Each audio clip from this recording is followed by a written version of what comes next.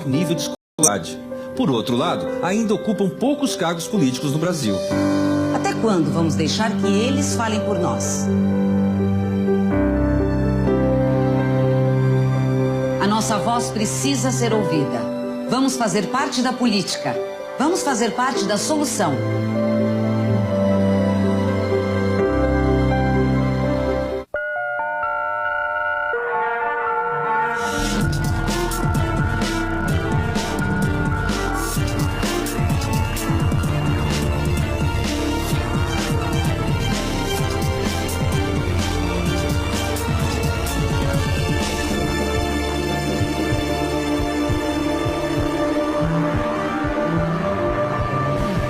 Someday by Justin Bieber.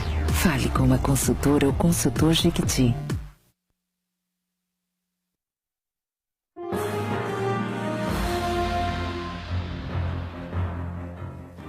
A prisão de um dos chefes do tráfico de drogas na favela do Lins, no Rio, provocou revolta dos moradores da região na noite desta quarta-feira. A unidade de polícia pacificadora da comunidade foi alvo de atentado. Léo Santana. Tiros, bombas caseiras e pedras foram atiradas na direção dos PMs. Mais uma favela pacificada se transformou em praça de guerra na zona norte do Rio. A UPP do Lins foi atacada por moradores revoltados com a prisão de 3 pessoas, apontadas como bandidos pela polícia. Entre elas está o homem suspeito de ser o chefe do tráfico na região. Durante a confusão, uma mulher passou mal por causa do spray de pimenta e foi levada para o hospital. Mais cedo, durante a tarde, a polícia prendeu outro traficante que controlava a venda de drogas na parte alta da Rocinha, na Zona Sul. Luiz Carlos Jesus da Silva, o Djalma, de 33 anos, tinha 6 mandados de prisão por tráfico, roubo e tentativa de homicídio. Segundo as investigações, ele era o braço direito do traficante Antônio Bonfim Lopes Unem, preso pouco antes da pacificação da favela em 2012. Ele era um elemento que fomentava os conflitos, os confrontos policiais. A informação que temos é que ele agredia até moradores. Djalma também é acusado de ordenar os ataques às UPPs da Rocinha este ano. Durante um confronto, 2 policiais ficaram feridos. Djalma foi preso na beira da praia, na Barra da Tijuca, quando iria encontrar um comparsa. Ele estava desarmado e não reagiu à ação dos policiais. A Secretaria de Segurança já pediu a transferência do traficante para um presídio federal fora do Rio de Janeiro. Mas a paz parece estar distante da maior favela do país. Mais um policial foi baleado durante patrulhamento de rotina na Rocinha. Ele não corre risco de vida. Um protesto contra o aumento da tarifa de ônibus acabou em quebra-quebra em frente à Prefeitura de Porto Alegre ontem à noite. Logo no início do protesto, alguns manifestantes atacaram a sede da Prefeitura de Porto Alegre, quebraram vidros e picharam paredes. Para conter o vandalismo, a Guarda Municipal fez um cordão de isolamento e usou jatos de água para dispersar os manifestantes. 2 explosivos foram arremessados e a polícia respondeu com bombas de efeito moral. Depois, o grupo caminhou para o centro da cidade. Bancas de revista e 2 agências bancárias foram depredadas. A ação revoltou a maioria dos manifestantes, que pedia um ato pacífico. O protesto começou horas depois que o Conselho Municipal de Transporte Urbano aprovou o reajuste de quase 6% no valor da passagem. Com isso, a tarifa passa de R$ 2,80 para R$ 2,95. Mas, para entrar em vigor, ainda é necessária a sanção do prefeito José Fortunati. Uma mulher foi detida por desacato e liberada em seguida. O crime brutal de Higienópolis, em São Paulo. A polícia tem novos indícios para identificar o homem esquartejado e que teve partes do corpo espalhadas pelo centro da cidade. Thaís Nunes. Um dos casos que mais intriga a polícia de São Paulo ganhou novos contornos. A filha de um homem desaparecido em março procurou o departamento de homicídios nesta quarta-feira para prestar depoimento. As revelações feitas por ela são as principais pistas que a polícia tem até agora para descobrir quem é a vítima que foi esquartejada e teve pedaços de seu corpo espalhados pela cidade. Com base em uma fotografia trazida pela família, os investigadores conseguiram identificar várias semelhanças entre o corpo encontrado no centro da cidade e o homem desaparecido. Entre essas características estão as sobrancelhas grossas e um bigode bem definido. Ainda assim, a polícia diz que só é possível confirmar a identificação quando o exame de DNA estiver pronto. Olha, esses exames levam de 15 a 20 dias, às vezes um mês, eu não posso precisar. A polícia não revelou detalhes do desaparecido. Disse apenas que ele tem aproximadamente 55 anos e morava na capital. A investigação trabalha com a hipótese de crime passional. No último dia 23, tronco, braços e pernas de um homem foram deixados dentro de um saco plástico em frente ao cemitério da Consolação, em Higienópolis, bairro nobre da capital. 4 dias depois, a cabeça foi deixada na Praça da Sé, marco zero da cidade. A polícia analisa imagens de câmeras de segurança, mas ainda não identificou nenhum suspeito. O padre José de Anchieta será canonizado pelo Papa Francisco hoje no Vaticano. Aqui no Brasil, a quarta-feira foi marcada por homenagens ao santo.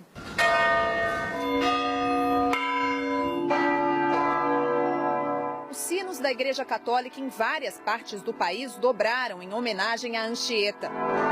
O padre espanhol chegou a terras brasileiras aos 19 anos e ganhou o título de apóstolo do Brasil. Agora será chamado São José de Anchieta. O jesuíta pregava em tupi e lançou os fundamentos da catequese no país. Em suas viagens, na imensidão de um país onde tudo era muito distante, ele evangelizou respeitando a cultura e os valores do povo, especialmente dos índios. Divulgou a fé católica sem imposições. Anchieta peregrinou pela Bahia, Rio de Janeiro, Espírito Santo, onde dá nome a uma cidade, e por São Paulo. Aqui, fundou o colégio que deu origem à metrópole. Em vários poemas, Anchieta deixou claro que inspirou seus passos neste mundo na humildade da Virgem Maria. Hoje, sob o comando de um Papa que prega a mesma humildade, a Igreja Católica finalmente reconhece José de Anchieta como santo. O processo de canonização foi um dos mais longos da história. Começou no ano de sua morte, em 1597. Foram 417 anos até que o Vaticano declarasse o padre como santo. Anchieta não precisou da comprovação de milagres pela Santa Sé. O milagre foi dispensado, sim, porque o que conta é a vida santa.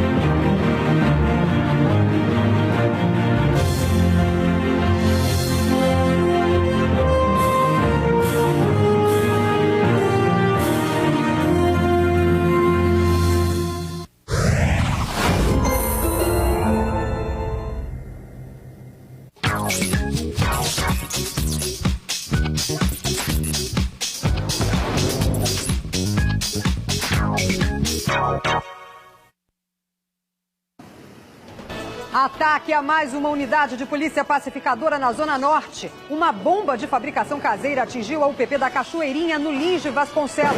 E houve manifestação após a prisão de suspeitos de tráfico de drogas. Moradores e a polícia entraram em confronto. E o repórter Eduardo Oliveira acompanha a situação na região neste momento. Eduardo. Liana, a estrada Grajaú-Jacarepaguá ficou interditada por quase 2 horas. Agora, no início da manhã, o trânsito flui normalmente nos 2 sentidos. Daqui a pouco, mais informações. E na Rocinha, policiais prendem o chefão do tráfico. No Morro do Cantagalo, moradores interditam rua em outro protesto após 2 homens terem sido baleados na comunidade. O comércio e o metrô chegaram a ser fechados. Moradores denunciam que na região pacificada em 2010, bandidos estão fortemente armados. E veja também, alunas do Pedro II entram na campanha contra o estupro e aproveitam para protestar contra as cantadas dadas às jovens que usam o uniforme escolar. Olá, bom dia. Hoje é quinta-feira, 3 de abril. Eu sou Liane Borges e você está no SBT Rio Manhã. Criminosos atacaram ontem à noite a unidade de polícia pacificadora no Lins. O tumulto ocorreu após a prisão de 3 pessoas. Deixa eu ver. Mais uma noite de terror no Lins. Desta vez na comunidade da Cachoeirinha, perto da autoestrada Grajaú-Jacarepaguá. Teve confronto. Correria. Pedras foram lançadas na direção dos PMs. Um deles foi atingido.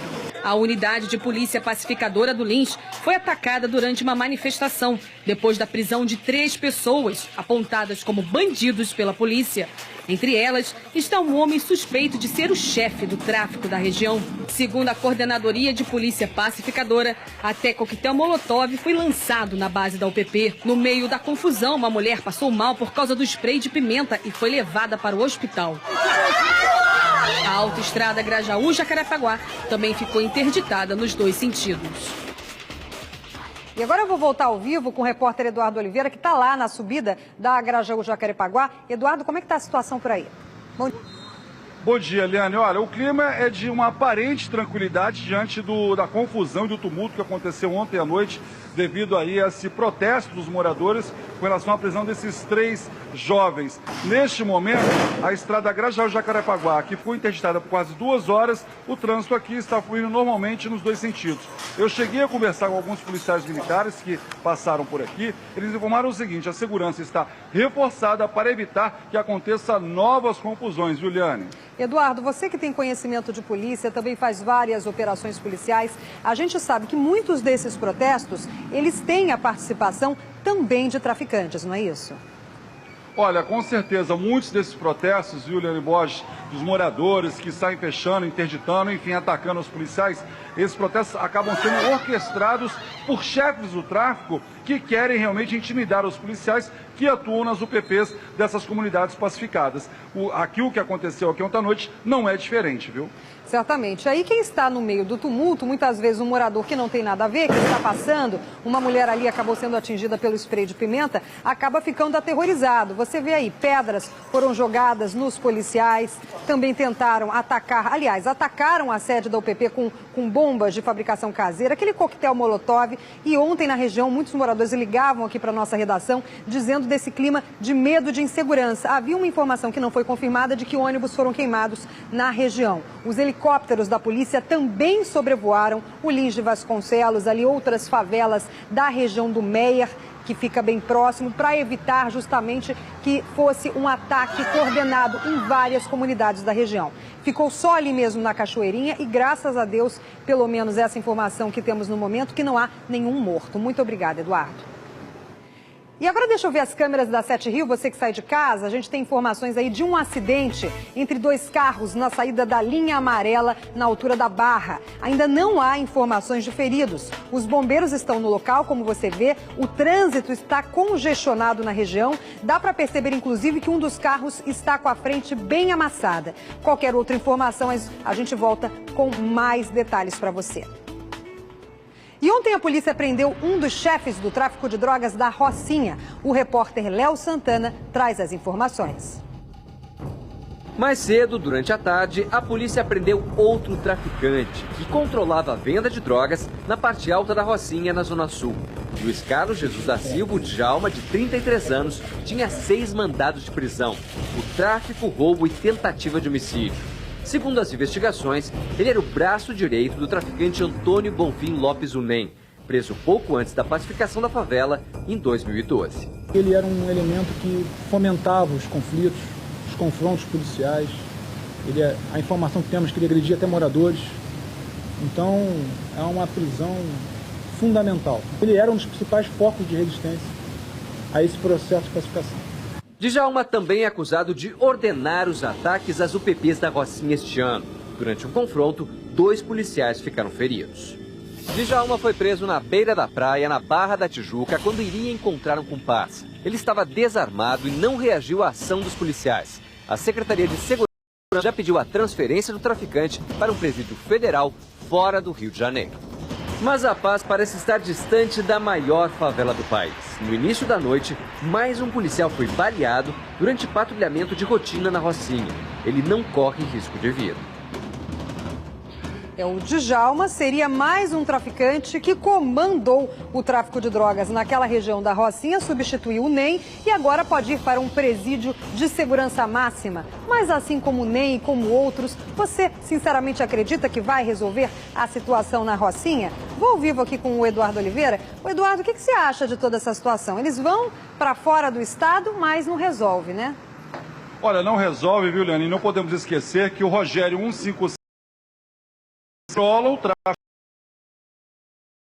O Djalma controlava a parte alta e tinha essa disputa na mesma facção pelo poder, pelo comércio de drogas ali na Rocinha. Portanto, com a prisão do Djalma, agora os policiais civis têm que trabalhar na tentativa de prender o Rogério 155 e também na parte da favela, viu? É o que você disse, né? Entra um, sai outro e continua a bandidagem rolando solta. E mais uma informação para você, o julgamento do pedreiro Amarildo, ontem foi a vez do Major Edson Santos e surpreendeu na audiência. Eu vou falar também, porque, Eduardo, você tem outras informações a respeito desse julgamento do... O que ele falou, afinal de contas, que surpreendeu tanto assim? É isso mesmo, Liane. A audiência aconteceu ontem à tarde no Tribunal de Justiça. Acusados de ter torturado e assassinado o ajudante pedreiro Amarildo de Souza no dia 14 de julho de 2013, ele negou. Ele disse que o Amarildo esteve sim lá na sede da UPP da Rocinha, prestou depoimento e que foi liberado em seguida. Com relação aos gritos de tortura, enfim, em depoimento, um dos soldados, o Alan Jardim, disse que ouviu gritos de tortura. O Major Edson Santos disse esse depoimento do soldado, disse que não houve gritos, que ele estava o tempo inteiro dentro do container e que não aconteceu nada, viu, Liane Borges? O que acontece é que numa audiência a pessoa pode mentir, pode omitir informações, não se sabe exatamente se é o que fez o Major Edson, mas sem nenhum tipo de penalidade por conta disso. Então a pessoa pode dizer absolutamente o que ela quiser. E aí é a Justiça, o Tribunal do Júri é que vai definir se a pessoa é culpada ou não, né? Então, tanto faz. Você mente, você inventa uma história, às vezes deslavada, que não tem nada a ver, não condiz com a realidade e fica por isso mesmo. A equipe da Melissa Munhoz acompanhou um flagrante de uma mulher que caiu e se machucou dentro de um ônibus, depois que o motorista foi obrigado a fazer uma manobra brusca para não atropelar pedestres. O motorista do coletivo tentou atendimento no Hospital Carlos Chagas, mas não conseguiu. Foi preciso chamar a polícia para a mulher ser socorrida na unidade. Deixa eu ver. Olha, eu e Luiz Gonzaga estamos registrando um flagrante de uma passageira passando mal dentro do ônibus 261, que saiu de Marechal Hermes. E essa mulher que está caída no chão começou a sofrer convulsões dentro do coletivo. O motorista do ônibus parou aqui na porta do Hospital Carlos Chagas, em Marechal Hermes, para fazer o socorro a essa mulher. Os seguranças da unidade estadual impediram que ela entrasse no hospital, quer dizer, não deixaram ela ser atendida. E aí só com a ajuda do policial militar do 9º Batalhão, que se intrometeu nessa situação e está ajudando a fazer o socorro a essa mulher. Saiu 2 pedestres de trás de um caminhão, baú, atravessando a rua sem olhar. Eu freiei e ela escorregou da roleira, bateu no marido e as costas no curral. E aí começou a passar mal. Aí ela começou a se gritar de dor, eu parei, liguei para a SAMU. A SAMU falou que quando desse que vinha socorrer, e a senhora estava em várias convulsões. E ela estava...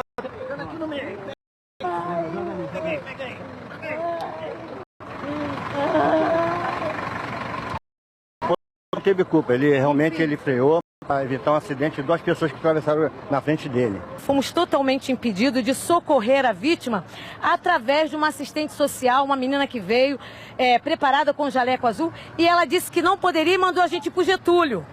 E sem condições da gente ir para o Getúlio, porque a passageira se encontrava no chão e o ônibus vai ficando quente, e justamente naquele... Estávamos passando no próximo local, fomos chamar o motorista do ônibus, do coletivo, trouxemos aqui ao hospital, rapidamente. Se não fosse você se meter nessa história, ela não teria sido atendida, ninguém faria o socorro dela. Nós queremos com certeza, com certeza. Tá, então agradece. Nós queremos agradecer o apoio da polícia, esses 2 homens, que Deus abençoe grandemente esses homens. Agora, isso tem um nome, sabe o que é? Omissão de socorro, é crime. A mulher estava passando mal, não foi culpa do motorista do ônibus, como disseram as testemunhas. Ela acaba batendo ali no capô, bateu nas costas do marido, ficou passando mal, gritava de dor. Foi preciso a polícia ser chamada para conseguir intervir na situação, porque nem a SAMU, nem o hospital receberam a mulher. Ninguém, nessas horas, todo mundo é igual Pôncio Pilatos, né? Lavo minhas mãos, ninguém ajuda. Agora, se a mulher morre ali dentro do coletivo, aí eu quero ver. Às vezes vai sobrar até motorista, vão dizer que ele foi culpado da situação. O que você viu ali, as pessoas disseram que ele não foi. Agora, culpado mesmo, essas autoridades da saúde que não fazem absolutamente nada, a gente só ouve dizer que eles investiram além da conta, mais do que eram obrigados por lei, e na prática a população continua sofrendo sem hospitais. Muito provavelmente, se ela ingressasse dentro da unidade de saúde, ela ficaria também pelo chão, talvez não houvesse nem macas para socorrê-la. Por isso que também os médicos são obrigados a dizer, olha, aqui nós não podemos. Porque se coloca a mulher no chão e também atende, aí os médicos também são responsabilizados. A culpa é de quem? Eu te pergunto, a culpa é de quem? Né? Minha que não é, nem sua, a gente paga nossos impostos. Agora, da Secretaria Estadual de Saúde, o